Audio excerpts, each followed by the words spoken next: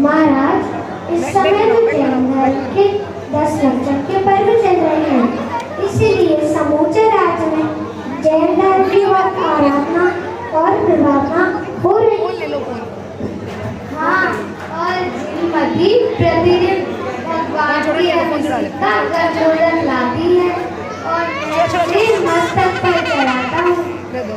तो अंतिम दिन है जिनमती अभी गंधोदक लेकर आती होगी बच्चों को।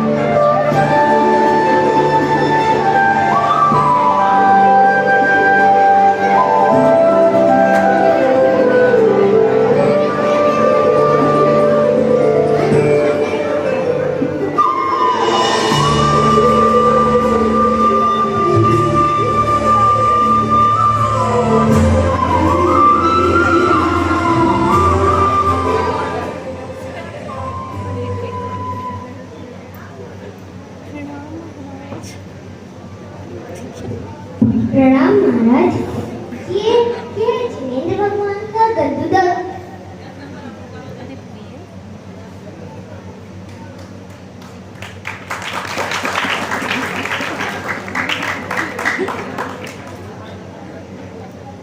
महाराज, आज 10 लक्षण का उत्सव पूरा हो रहा है और प्रतिवर्ष हम जिनेंद्र भगवान की महान रथ यात्रा निकलवाते हैं। उसी प्रकार इस वर्ष थी वैसी भव्य रथ यात्रा निकलवाने के लिए आपसे आज्ञा चाहती हूँ। महारानी, भगवान की रथ यात्रा निकलवाने में मेरी आज्ञा कैसी? मैं तो सिर्फ भगवान का सेवक हूँ। उसी से रथ यात्रा निकालो और सारी उज्जैन नगरी में दिखाकर धर्म की प्रधारना करो। मंत्री जी, इस शुभ अवसर पर सारी उज्जैन नगरी को सजाने का प्रबंध किया जाए। जैसी आज्ञा महाराज।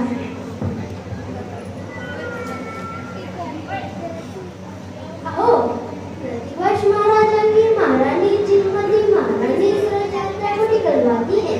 यह उज्जैन नगरी के लिए बहुत ही भव्य और आनंद का प्रसंग है और इस अवसर पर तो अपने राज भंडार से करोड़ों स्वर्ण मुद्राओं का भी उपयोग हो रहा है और रथ में जड़ित स्वर्ण में विराजमान जिनेंद्र भगवान का अद्भुत वैभव देखकर नगरी के अनेक मस्ती कर रहे हैं सम्यक दर्शन प्राप्त कर जैन धर्म अंगीकार करते हैं।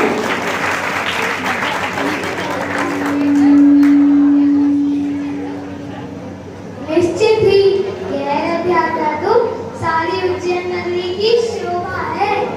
जिनमती महारानी पधारनी है।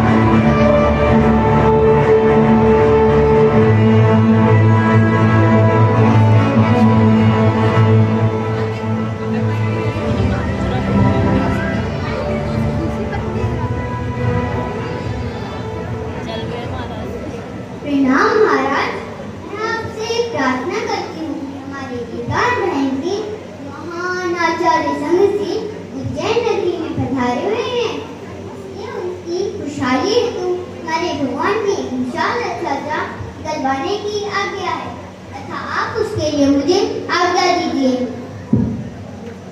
बहुत अच्छा महारानी, खुशी से निकालो। परंतु महाराज, जैनों का रथ तो रहता ही है। हमारा रथ पहले निकले और जैनों का रथ बाद, ऐसी आप आज्ञा दे रहे हैं? ऐसी कैसी प्रार्थना? महाराज, महाराज, इसमें तो जैन धर्म का मान होता है। अब आज्ञा मत दीजिएगा, लेकिन मैं जैन धर्म का मान नहीं सह सकूंगी। हाँ, और मैं भी एकांत धर्म का मान नहीं सह सकूंगी।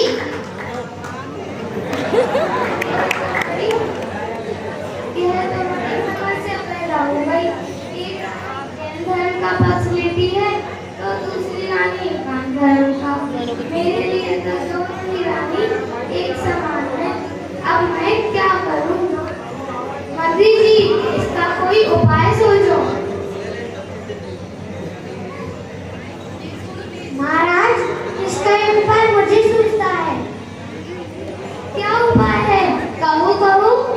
देखिए, जैन धर्म और एकांत धर्म, इन दोनों धर्मों के विद्वान इस राज्य में पधारे और वाद विवाद करें, और वाद विवाद में जो जीत जाए उसका रथ पहले निकले।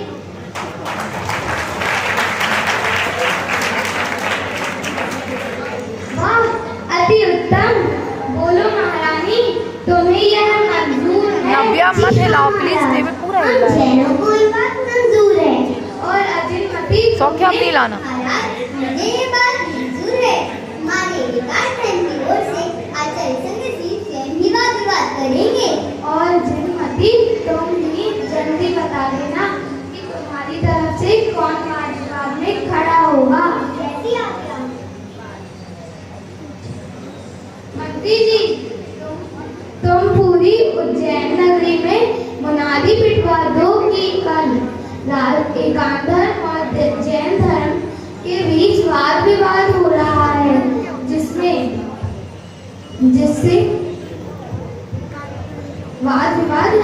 जिसे सुनने के लिए समस्त नागरिकों को लाल दरबार में आने की अनुमति है।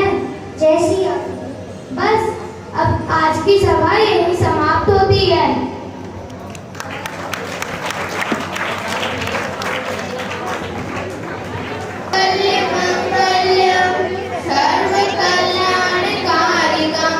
प्रधानम सर्वधर्माणां जैनं जयतु शासनं जैनं जयतु शासनं।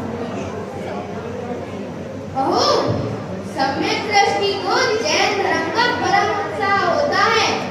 देखो, हमारी महारानी प्रतिवर्ष कितनी भव्य यात्रा निकलवाती है। कल भी ऐसी ही भव्य यात्रा निकलनी है। आप सब उसमें उत्साह से भाग लेना।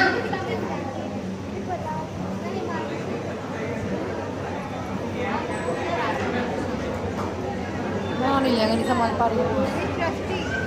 ए, कौन है? क्यों? चुप दे ना मुझे। पधारो, पधारो महारानी। आज कैसे पधारना हुआ? क्या हो गया? आप सब जानते हैं कि प्रतिवर्ष हम जिनेन्द्र भगवान की महान रथ यात्रा निकलवाते हैं, परंतु इस बार अजिनमती ने बीच में आकर हठ धारण कर लिया है कि जैनों का रथ पहले ना निकले, उसके एकांत धर्म का रथ पहले निकले। अरे फिर क्या हुआ? अतः महाराज साहब ने ऐसा निश्चय किया है कि जैनों और एकांतियों के बीच राज्यसभा में जो जीत जाए उसका रथ पहले निकले। हमने वीडियो की बन रही है। कर दी है। अर्थात एकांती आचार्य वादविवाद कर सके, ऐसा किसी समर्थ विद्वान को अपनी ओर से तैयार करना है, और इसीलिए मैं आपके पास आई हूँ। अरे, ये तो जैन शासन की प्रतिष्ठा का सवाल है। जी हाँ, इसलिए मैंने प्रतिज्ञा की है कि जब तक एकांती गुरुओं को हराकर जैनों का रथ पहले चलवावे, ऐसा कोई विद्वान ना आए, जब तक मैं आहार नहीं लूंगी।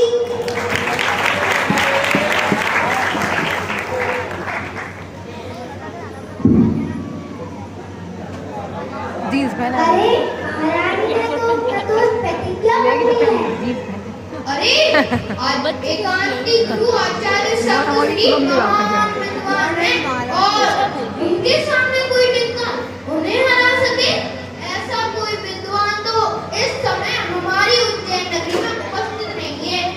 देखो महारानी ने कितनी कठोर प्रतिज्ञा लेकर अन्य पानी भी छोड़ दिया। हम भी प्रतिज्ञा करते हैं कि जब तक महारानी अन्य जल ग्रहण नहीं करेगी हमारा भी अन्य पानी का त्याग है।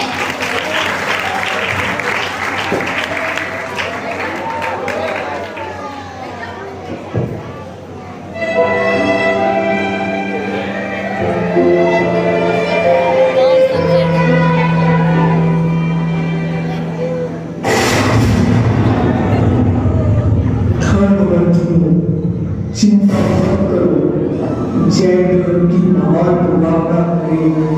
ऐसे एक समर्थ विद्वान अभी तुम्हारी नगरी में उधारने वाले हैं।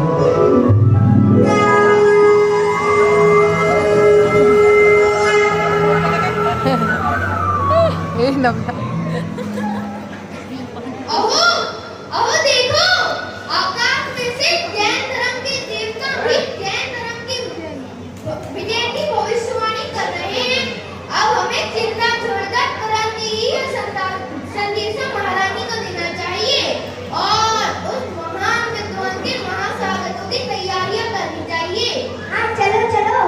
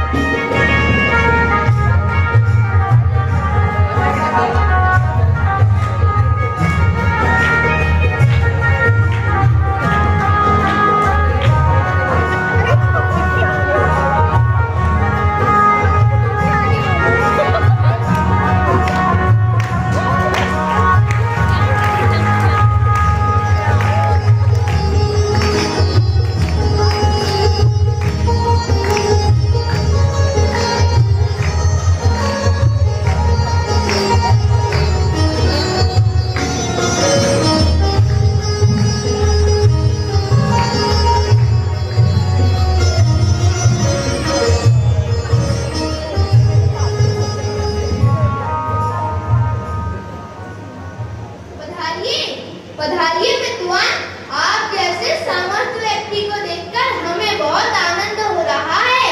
कृपया आप अपना परिचय देने की कृपा करें। मेरा नाम अनंत है। मैं अनंत देव का परम भक्त हूँ। माननीय मंत्री के राजमंत्री का मैं पुत्र हूँ। मेरे छोटे भाई का नाम मिलंग था।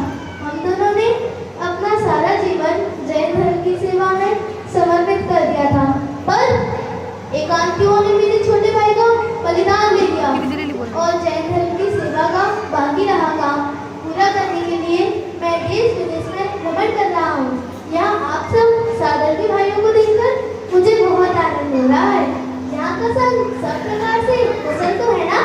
अरे भाई अब क्या बताऊं, अब तो हमारा संग बड़ी भारी चिंता में था, परंतु आपके पधारने से हमारी सारी चिंता दूर हो चुकी है। ऐसी वह बड़ी भारी चिंता क्या थी? सुनिए भाई, यहाँ से कल जैन धर्म की महान रथ यात्रा निकलने वाली है, परंतु यहाँ की अजितमती महारानी ने हाथ धारण कर लिया है कि पहले एकांतियों का रथ निकले फिर जैनों का। अब राजा साहब के आदेश अनुसार यदि हम एकांती गुरु आचार्य संघश्री को वाद विवाद में हरा सके तो ही हमारी यात्रा पहले निकल सकती है। परंतु हमारी उज्जैन नगरी में ऐसा कोई महान विद्वान नहीं कि जो आचार्य संघश्री को वाद विवाद में हरा सके। इसलिए महारानी सहित हम सबने अन्य जल का त्याग कर दिया था। तभी आकाश में से ऐसे आवाज करके जैन धर्म की परम भक्त देवी ने आपके आगमन की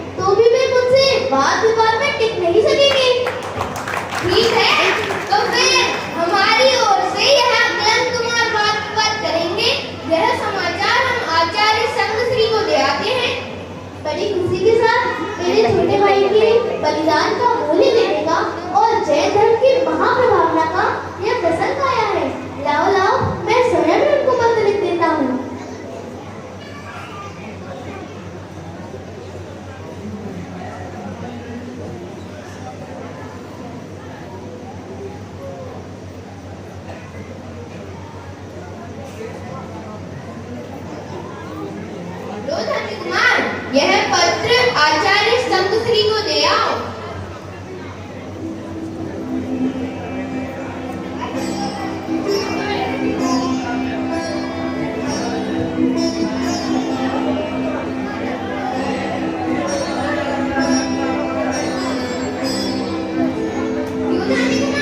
क्यों धन्य कुमार, पत्र दे आए?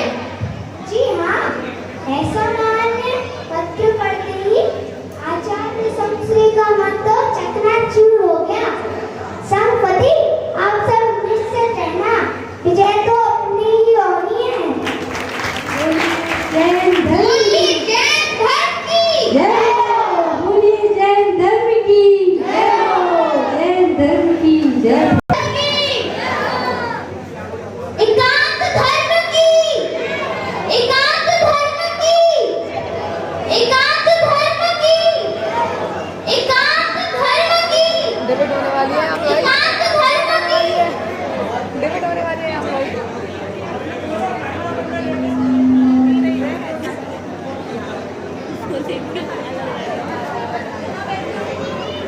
भाई साहब क्यों नहीं लड़ रहा है तू? बोलो जन धर्म की।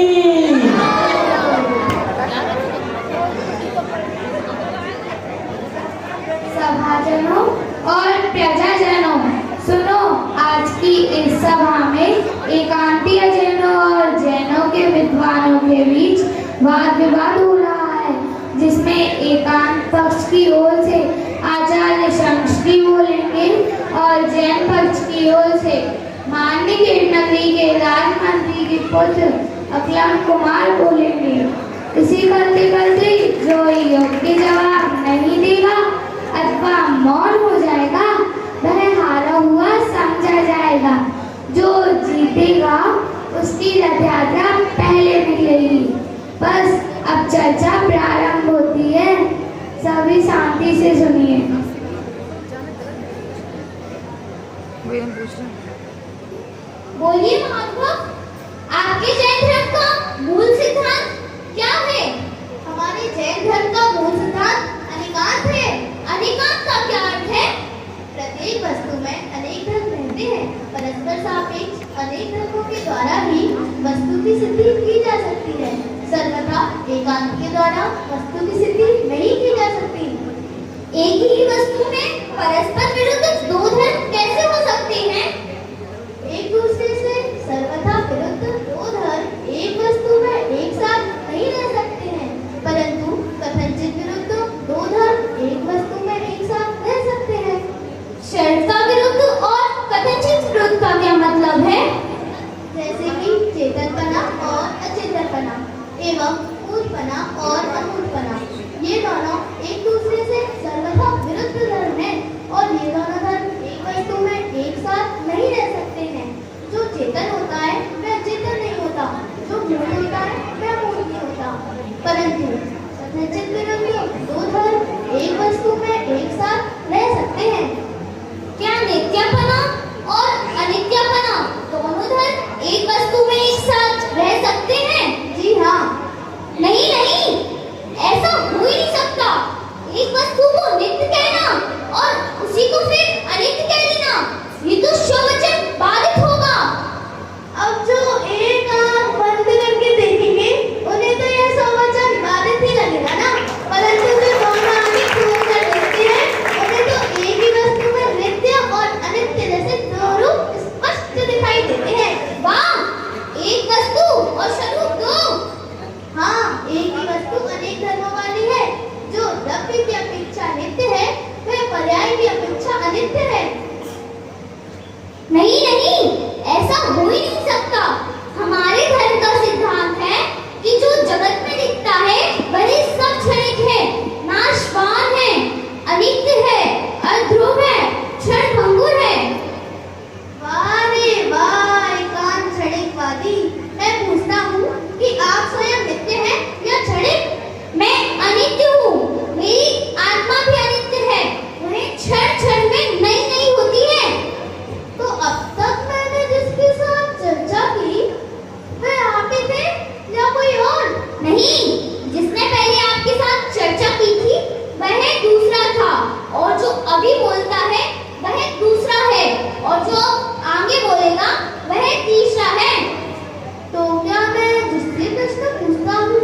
वही मुझे जवाब नहीं देता है।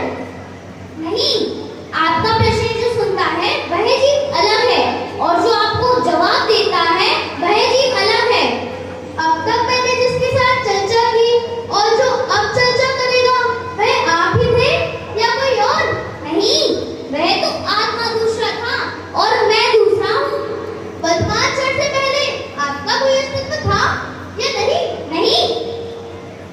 वाह रे वाह, एकांत क्षणिकवादी। मैं पूछता हूँ, अपना अस्तित्व प्रत्यक्ष होने पर भी आप स्वयं उसका निषेध कर रहे हो। वाह रे अज्ञान। ठीक, अब मैं आपसे जो भी प्रश्न पूछूंगा उनका जवाब आप स्वयं ही देंगे या कोई और? मेरे पीछे दूसरा आत्मा उत्पन्न होगा, वह जवाब देगा। अब तो तुम्हें हार स्वीकार करनी होगी, इसलिए क्योंकि मेरे प्रश्नों का जवाब देने की जिम्मेदारी आपकी है, परंतु आपके सिद्धांत के अनुसार आप मेरे प्रश्नों का जवाब नहीं दे सकते हैं। इसलिए आपका एकांत क्षणिकवाद का पक्ष हारता है और आपको मेरे प्रश्नों का जवाब देने के लिए आपको अपनी नित्यता स्वीकारनी पड़ेगी। इसमें भी आपका पक्ष उड़ जाता है और अनेकांत सिद्ध होने पर जैन धर्म की विजय होती है।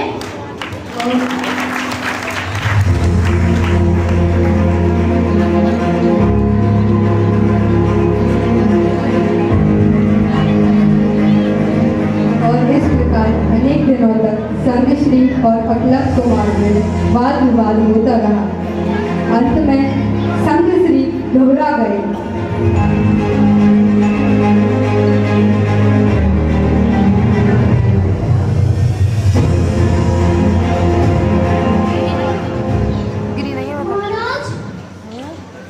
महाराज, मेरे सिर में चक्कर आ रही है। सिर में चक्कर आ रहे हैं? ये चक्कर कल की जाए। चक्कर है, इसको भी चक्कर आ रहा है। बोलिए अकलक कुमार, आपका क्या मत है? महाराज, सही बात तो यह है कि इनके सिर में कोई चक्कर वक्कर नहीं आ रहे हैं, बल्कि इन्होंने यह बहाना खोजा है। खैर, कल ये जवाब देंगे, परंतु मुझे पूरा विश्वास है कि ये क्या साक्षात इनके भगवती आ जाए तो भी वे मेरे प्रश्नों का जवाब नहीं दे सकेंगे। बस आज की सभा कल तक के लिए स्थगित की जाती है।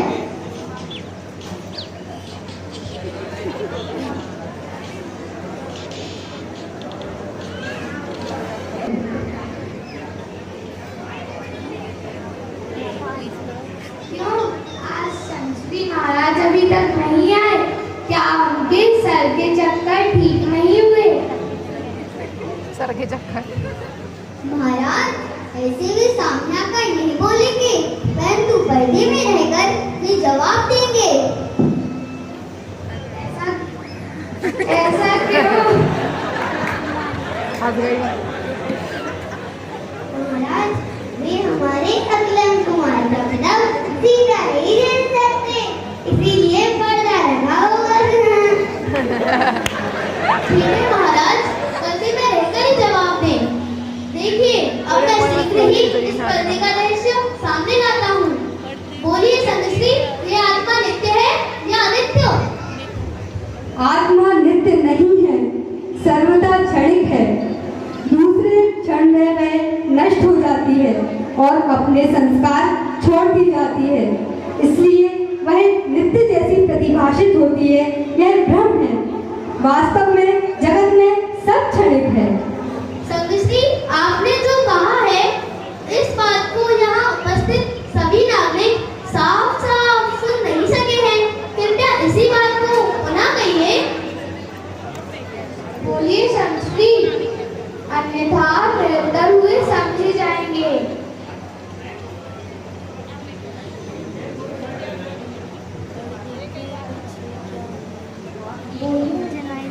बोलो आयना। संश्री, आप कल भी निरंतर हो गए थे और आज भी आप निरंतर हो गए हैं। इससे मैं अकलंक कुमार की विजय घोषित करता हूँ और जैन धर्म की रथयात्रा पहले निकलेगी।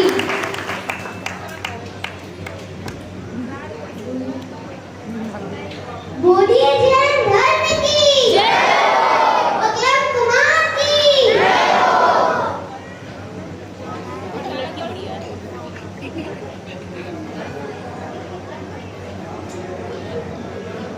कुर्सी पे बैठे थे।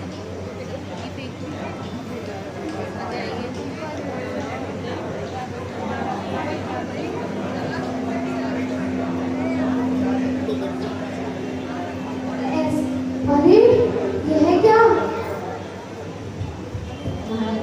सुनिए, कल वाद विवाद में संघ सिंह जवाब नहीं दे सके थे, इसलिए सिर में चक्कर आने का झूठा बहाना निकाला और किसी भी तरह से विजय प्राप्त करने के लिए इस मटके में स्थित एक देवी को साधा है। पर्दे के पीछे से संघ सिंह जवाब नहीं दे रहे थे, अपितु उनके स्थान पर इस मटके में स्थित देवी जवाब देती थी। जब मैंने एक ही बात पुनः पूछी, पर देव एक ही बात को पुनः नहीं बोलते हैं, इसलिए संघ सिंह का भेद खुल गया है। अरे धर्म के नाम पर इतना दम्भ, इतना कपट। विक्रम कुमार, आपके विद्वारे न्याय वचन सुनकर मुझे बहुत ही आनंद हो रहा है, जिससे प्रभावित होकर मैं जैन धर्म अंगीकार करता हूँ और जैन धर्म की रथयात्रा में मैं भगवान के रथ का सारथी बनूंगा। मंत्री जी, सारी उज्जैन नगरी की तैयारियां धूमधाम से की जाएं। जैसी आप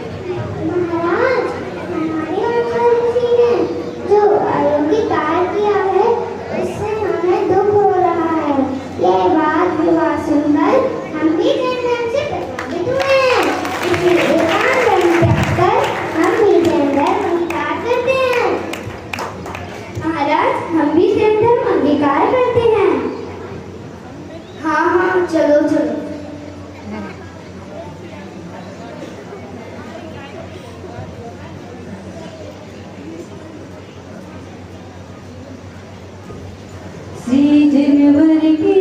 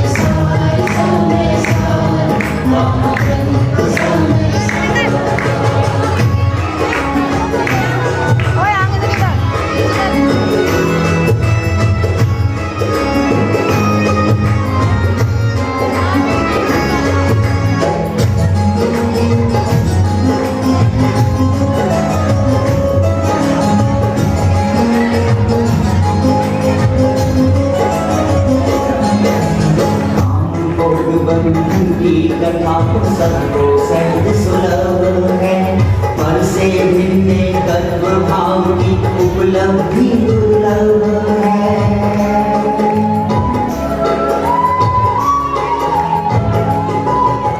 काम भोग बंधु की कथा को सबको सहज सुलभ है, पर से भिन्न तत्व भाव की उपलब्धि दुर्लभ है। दुर्लभ सहज सुलभ हो जावे, दुर्लभ सहज सुलभ हो जावे, ऐसा चमत्कार।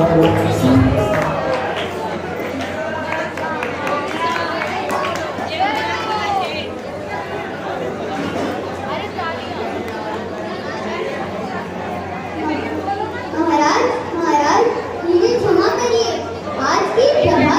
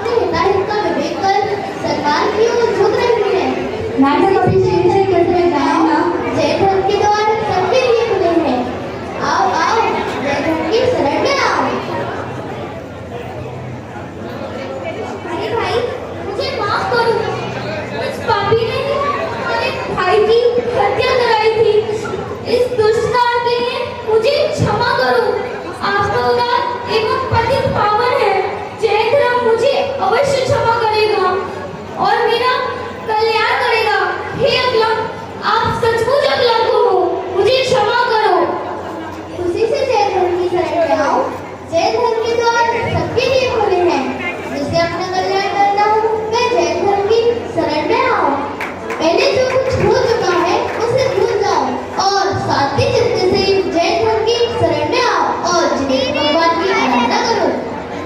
अहो जैन धर्म की महत्ता मेरी समझ अब आई है और पुरानी भूलों पर पश्चाताप हो रहा है। इसी से पता चलता है कि आत्मा नित्य और अनित्य ऐसे अनिकांत स्वरूप है। यदि पहले भूल करने वाला श्रेय में ना हो तो पश्चाताप कैसे हो? भूल एक करता है और पश्चाताप दूसरा करता है। क्या सचमुच ऐसा हो सकता है? ये तो आत्मा की नित्यता है, यह सही समझ में आता है और भूल छोड़कर यथार्थता प्रकट हो सकती है। यही सूचित करता है कि इसमें अनित्यता भी है। इस प्रकार जैन धर्म के प्रताप से अनेकांतमय वस्तु समझ में आई है। मैं आपका महाउपकार मानता हूँ और आपसे प्रार्थना करता हूँ कि मुझे जैन धर्म में स्वीकार कीजिए। देखो ये जिनेंद्र भगवान राजी है, आओ उनकी शरण लेकर जैन धर्म अंगीकार करो। अरहते शरणं पावजामि, अरहते शरणं पावजामि, सिद्धे शरणं पावजामि, सिद्धे शरणं पावजामि, साहु शरणं पावजामि, साहु शरणं पावजामि, केवली प्रणतं धम्मं शरणं पावजामि, केवली प्रणतं धम्मं शरणं पावजामि। हे भगवान जिनेंद्रदेव, आपके इस पवित्र शासन को अंगीकार करके मैं आपकी शरण में आया हूँ। मेरा भाग्य है कि मुझे ऐसे उत्तम जैन धर्म की प्राप्ति हुई है। जैन धर्म के तत्वमान उत्तम है। धन्य है भाई, तुम्हारा ऐसा उत्तम हृदय परिवर्तन देखकर मुझे बहुत आनंद हो रहा है और वात्सल्य उमड़ रहा है कि मानो मेरा निर्लज्ज भाई ही तुम्हारे रूप में जिनेंद्र भगवान की भक्ति करने आया हो। तुमने जैन धर्म स्वीकार किया, इसलिए मुझे अपार हर्ष हो रहा है। जगत में एक जैन धर्म ही परम सरल रूप धर्म है। भाई, आपके प्रताप से आज मुझे जैन धर्म प्राप्त हुआ है, इसलिए मेरे हृदय में अपार हर्ष हो रहा है और मैं जिनेंद्र देव की भक्ति के द्वारा अपना हर्ष व्यक्त करना चाहता हूँ। यह तो बहुत ही अच्छी बात है। जिनेंद्र भगवान की भक्ति में हम सब भी आपका सहज से साथ देंगे।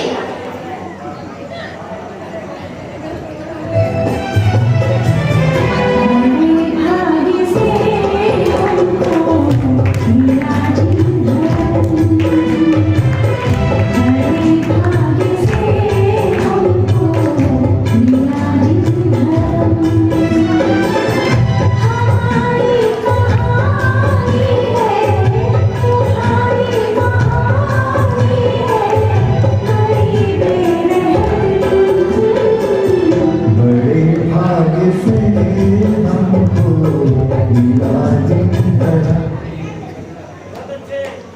अबू जैन धर्म जिसकी शरण संग श्री सहित अनेकों शिष्यों ने ग्रहण